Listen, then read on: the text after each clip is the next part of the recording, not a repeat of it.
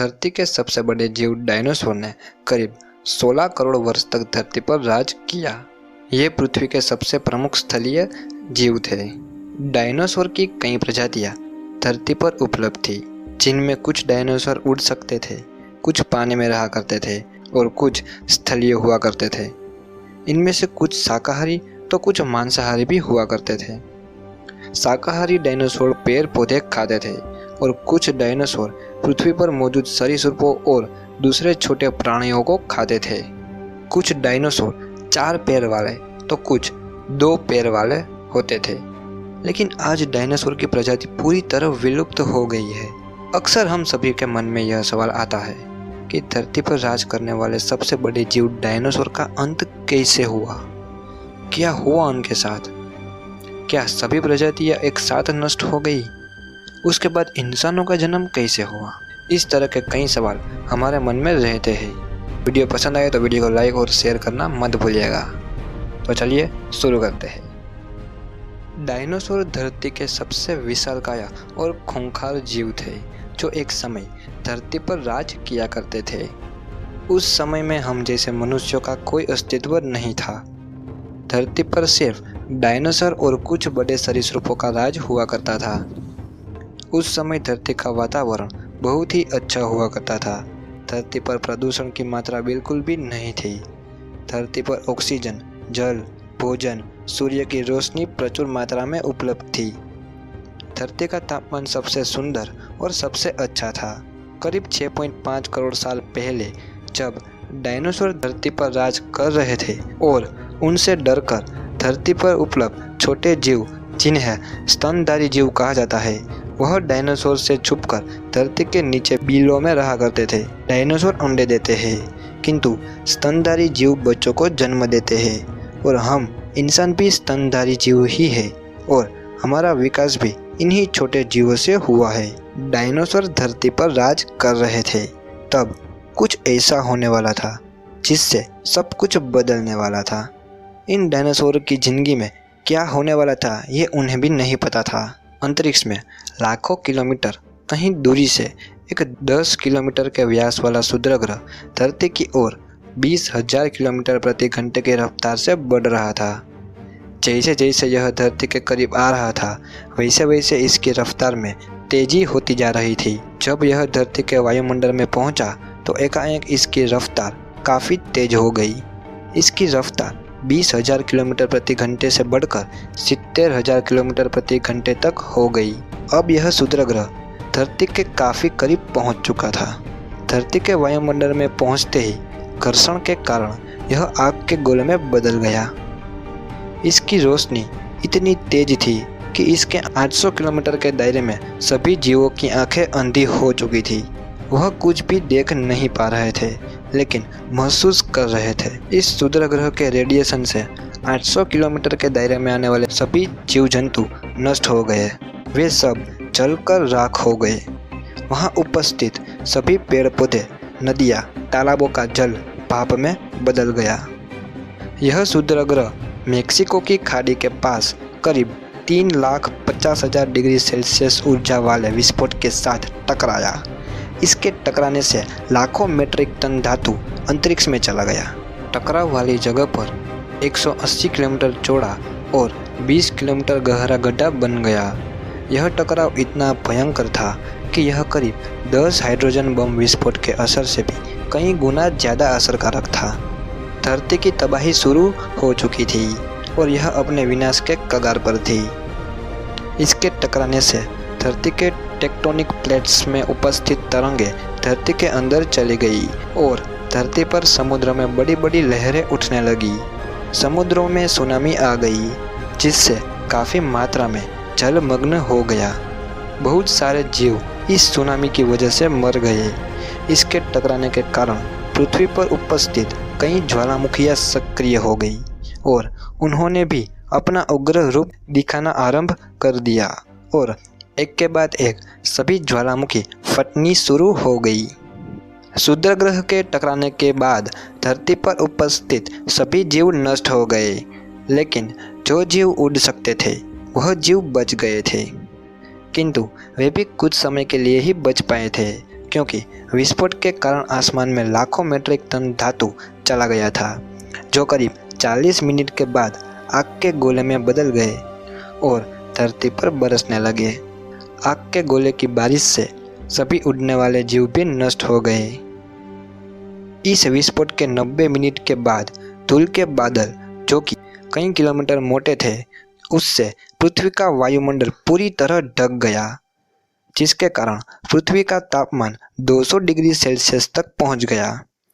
धूल की मोटी बादल होने के कारण पृथ्वी पर सूरज की रोशनी पहुंच पाना नामुमकिन हो गया, जिससे पृथ्वी के ऊपर उपस्थित सभी जीव जंतु और पेड़ पौधे भी नष्ट हो गए।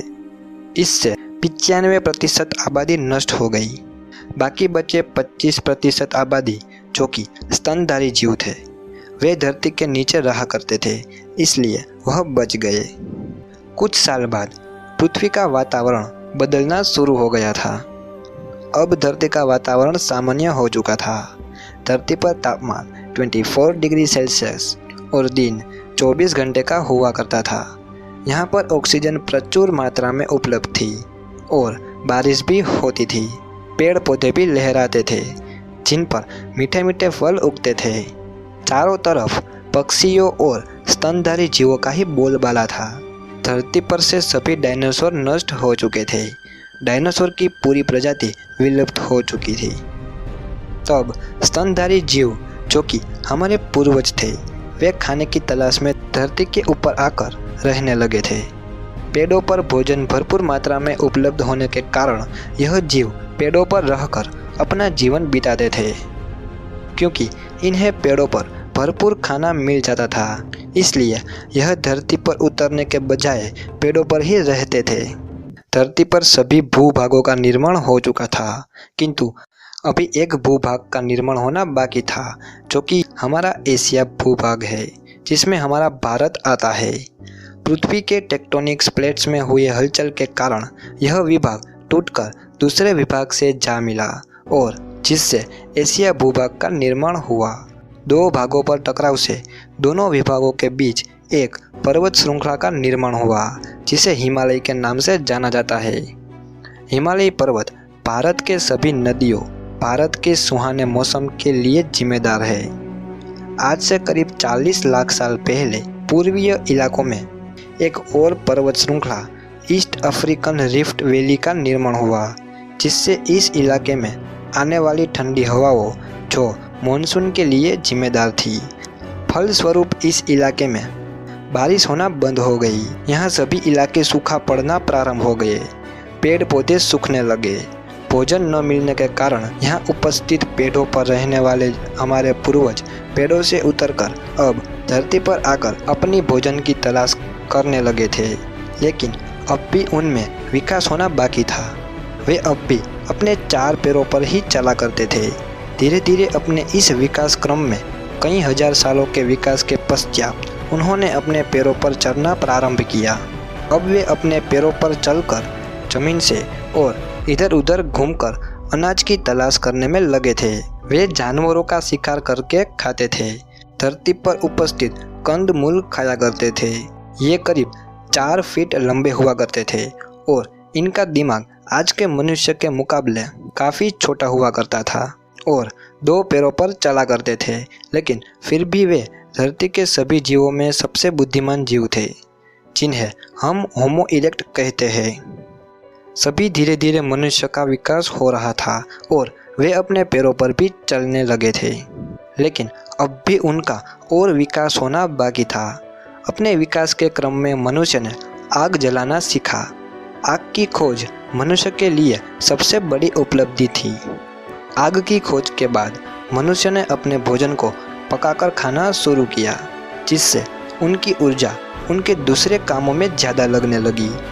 पके भोजन चबाने से उनके जबड़े पर कम दबाव पड़ने लगा, जिससे उनके जबड़ों का विकास और तेजी से हुआ और उनकी वेशभूषा आम इंसानों की तरह हो चुकी थी। धीरे धीरे इंसानों ने भाषा का निर्माण किया और एक दूसरे से बात करना प्रारंभ किया। मनुष्य पहले जीव थे जो धरती पर एक ग्रुप में एक कम्युनिटी बनाकर रहते थे। धीरे धीरे मनुष्य का विकास अब पूरी तरह हो चुका था। उन्होंने खेती करना, आग जलाना, जानवरों का शिकार करने के लिए औजार बनाना और भी बहुत कुछ सीख लिया था। मनुष्य ही एक ऐसे जीव थे जिनका दिमाग का विकास सबसे तेज हुआ। धरती पर बाकी सभी जीवों के मुकाबले उनका दिमाग सबसे बड़ा और सबसे तेज था। वे कुछ भी सोचने, समझने में और करने में सक्षम हो चुके थे। अब मनुष्य का विकास पूरी तरह से हो चुका था, जिसे हम होमो सेपियंस कहते हैं। धरती पर अब सिर्फ हम मनुष्य का राज है। अब मनुष्य का पूरी तरह से विकास हो चुका है और आज के इस युग में हम सब कुछ करने में सक्षम है। दोस्तों, डायनासोर का युग समाप्त हो चुका है और हम मनुष्य धरती पर राज करते हैं। लेकिन क्या आपने सोचा है कि अगर डायनासोर का अंत नहीं हुआ होता तो क्या होता?